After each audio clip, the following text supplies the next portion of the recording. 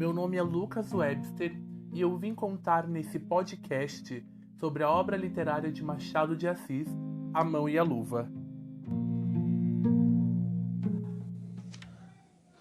Joaquim Maria Machado de Assis, mais conhecido popularmente em todo o nosso território brasileiro como Machado de Assis.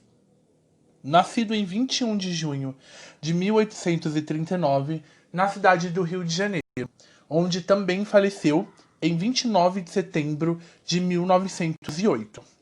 Machado de Assis foi jornalista, contista, cronista, romancista, poeta e teatrólogo.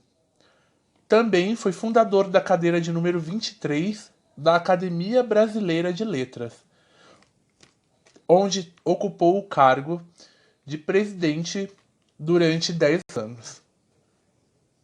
Machado de Assis iniciou o romance A Mão e a Luva no ano de 1874 como um folhetim de jornal, onde era publicado diariamente capítulos desse romance no jornal O Globo.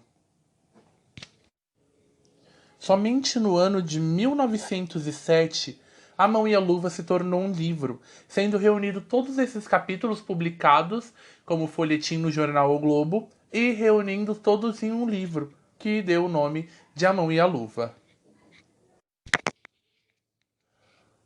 O romance de Machado de Assis tem como personagem principal Guiomar, uma jovem moça que acabara de perder sua mãe e, por conta disso, abandonou seus estudos, quase se tornando uma professora, onde foi morar com sua madrinha, baronesa, em uma chácara.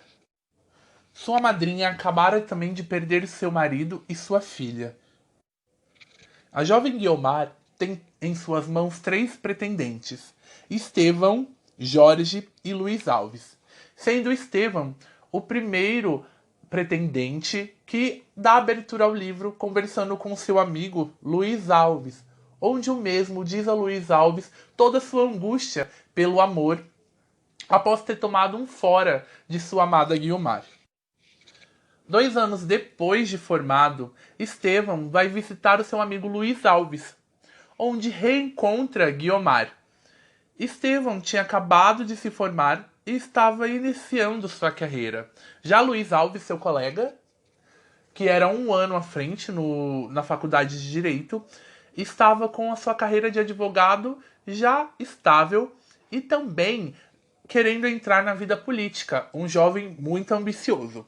Estevão, então, encontra na casa de Luiz Alves, como vizinha, Guiomar, e vai conversar com a mesma, onde leva outro fora. Com tudo isso, Estevão desiste de dar o amor que ele tem para Guiomar. Já sua madrinha gostaria muito que Guiomar se casasse com Jorge, seu sobrinho. Mas aos olhos de Guiomar, Jorge era um menino muito que gostava de festas, de sair, e não um menino que gostava de trabalhar ou ter um futuro brilhante, como a mesma pensava. Ele não tinha ambição para Guiomar. Então, com tudo isso, Jorge já foi descartado por Guiomar para ter essa relação. Mas Guiomar foi pressionada pela sua madrinha, que queria muito que a mesma se casasse com ele, mesmo sendo seu sobrinho. Sendo assim, Guiomar, nesse mesmo tempo, começa a pensar em uma relação com Luiz Alves. Luiz também, nesse mesmo momento, começa a gostar da jovem e a imaginar um futuro com os dois ao lado. Sendo assim, Guiomar é pressionada pela sua madrinha a se casar com Jorge. Só que a mesma escolhe Luiz pela fria eleição de espírito, ela diz para sua madrinha. Só que ela vê em Luiz uma ambição suficiente para que ela continuasse numa questão de alta sociedade, negando então seu amor a Jorge e Estevão. A mesma escolhe Luiz porque acha que o mesmo é inescrupuloso, atrevido e com capacidade de passar por cima de todos os obstáculos para mantê-la em uma questão de alta sociedade, já que o mesmo galgava um interesse em ser deputado naquela época. Sendo assim, Guiomar se casa com Luiz Alves, pois teve o aval de sua madrinha. Sendo assim, a mesma escolheu o pela questão de ambição. A escolha do nome por Machado de Assis vem pela questão de esse relacionamento cair perfeitamente para uma luva feita para uma mão, que simboliza essa união perfeita entre Guiomar e Luiz Alves, pois a relação dos dois foram feita um para o outro, já que Guiomar queria um homem ambicioso para te transformar e subi-la a um patamar maior dentro da sociedade. Então toda essa ambição fez como que os dois caíssem como uma mão feita perfeitamente para uma luva. Dentro dessa grande obra literária, o narrador que conta toda essa história, ele é bem diferente de outras grandes histórias. Machado de Assis tinha uma forma diferente de escrever seus narradores. Sendo assim, esse narrador, ele interagia com o público que o lia e também brincava muito com os personagens, fazendo piadas internas e também conseguia fazer essa ligação do público com os personagens. Isso foi muito importante para essa obra literária, pois é um marco e é maravilhoso de se ler.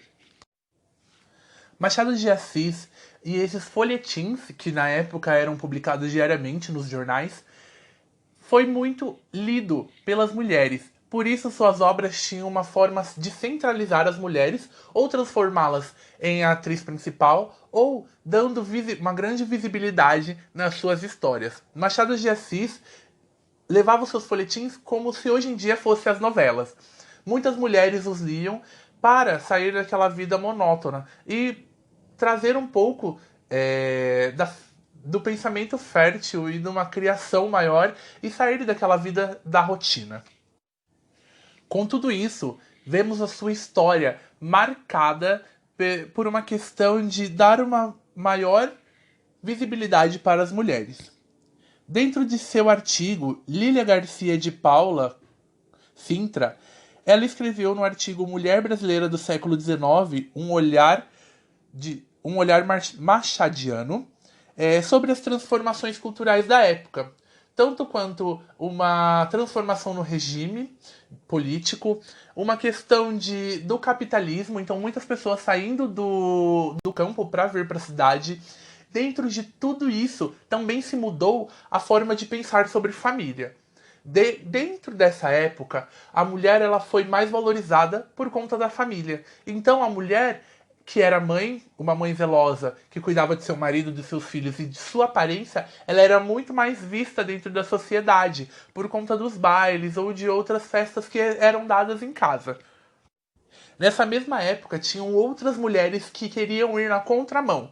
Não queriam ter família ou ser aquela mãe e mulher zelosa. O que acontecia? Elas queriam cuidar da sua carreira. Sendo assim, a única carreira possível para que elas se formassem seria para professoras. Sendo assim, cursando o magistério. Por isso, então, a mulher começou a escolher seu caminho. Né? E dentro dessa sociedade que por muito tempo olhou a mulher como somente uma pessoa para ficar dentro de casa. E, sendo assim, essas mulheres queriam ir na contramão e queriam zelar também pela sua carreira acadêmica.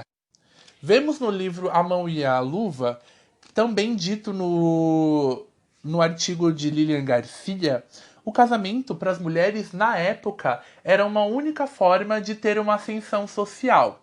Vemos esse marco dentro do livro A Mão e a Luva, quando a jovem Guiomar pretende escolher Luiz Alves por uma questão de ganância e por uma questão de ascensão social. Então isso foi muito marcado para esse mesmo período, porque o casamento ele era uma possibilidade para galgar novos horizontes e ter uma questão de ascensão social. Sendo assim, como podemos ver dentro de todo esse livro, de toda essa história, dessa escrita maravilhosa de Machado de Assis, a literatura, ela então é uma fonte muito importante para a história. Com ela, nós conseguimos entender toda uma sociedade através dessa escrita literária, graças à história cultural. Então, Chartier ele fala que em um lugar e momentos diferentes nós criamos uma realidade cultural e ela é construída. Com isso, nós podemos ver que dentro de uma sociedade, todo um período, ela é influenciada pela sua literatura. Como nós vemos, usando então o exemplo de A Mão e a Luva, a sociedade naquele período, as mulheres estavam numa questão de luta. Então, essa visibilidade das mulheres na época estava em alta. Então, quem que lia mais os livros de Machado de Assis? Também eram mulheres. Com isso, todo esse período para Machado de Assis foi muito importante, porque a sua leitura ela tinha que vir de encontro com o seu leitor. Então, as mulheres se viam espelhadas dentro dessas obras. Então, nós vemos essa questão social, essa questão cultural sendo implementada nessa obra. Mas não é somente na questão de colocar protagonistas, e sim na questão de falas, de todo o período, que não é um livro fácil de se ler hoje em dia, mas para a época era o tipo de linguagem usada habitualmente. Então, com isso tudo, a mudança social das fontes históricas ela é muito importante para o estudo da história cultural. Sendo assim, a literatura ela traz aspectos e as características das relações socioculturais daquela sociedade onde ela é produzida. Então, dentro disso, ela carrega consigo as significações que são dentro dessas análises, se ela for bem analisada, a relação com o contexto histórico do momento. Vemos isso na história de Machado de Assis. Então é muito importante nós usarmos esses contextos históricos para entender, né, a questão da literatura, ou vice-versa. Muito importante para nós usarmos, então, a literatura